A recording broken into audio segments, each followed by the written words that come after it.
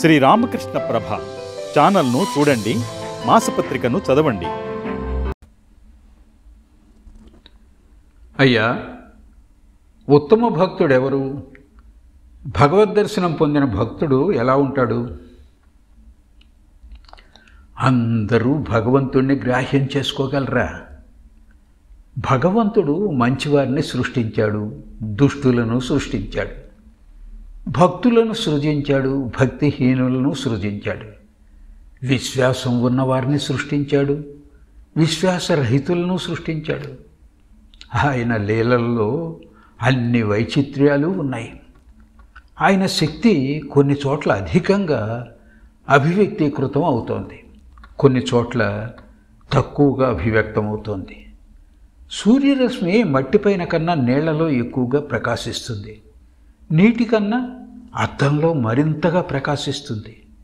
ఉత్తమ భక్తుడు, మధ్యమ భక్తుడు, సాధారణ భక్తుడు అంటూ భక్తుల్లోనూ చాలా రకాలున్నారు.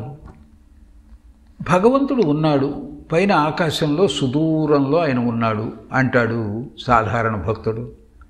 మధ్యమ భక్తుడు సర్వభూతాల్లోనూ చైతన్య రూపంలోనూ ప్రాణస్వరూపంలోనూ ఉన్నాడు అంటాడు. ఉత్తమ భక్తుడు భగవంతుడే సర్వము అయి ఉన్నాడు, కనిపించేవన్నీ ఆయన వేరువేరు రూపాలే, ఆయనే మాయా, ఆయనే జీవజగత్తులు, ఆయనే సర్వము అయి ఉన్నాడు, ఆయన తప్ప వేరేదీ లేదు అంటాడు. భగవద్దర్శనం కాకుంటే ఇలాంటి మానసిక స్థితి కలగదు. భగవద్దర్శనం పొందాడో లేదో అనడానికి కొన్ని లక్షణాలున్నాయి. అతడు కొన్ని సందర్భాల్లో కల్లా కపటం లేని బాలుని స్థితిలో ఉంటాడు. అతడిలో అహంకారం ఉండదు, అనాసక్తుడిగా ఉంటాడు.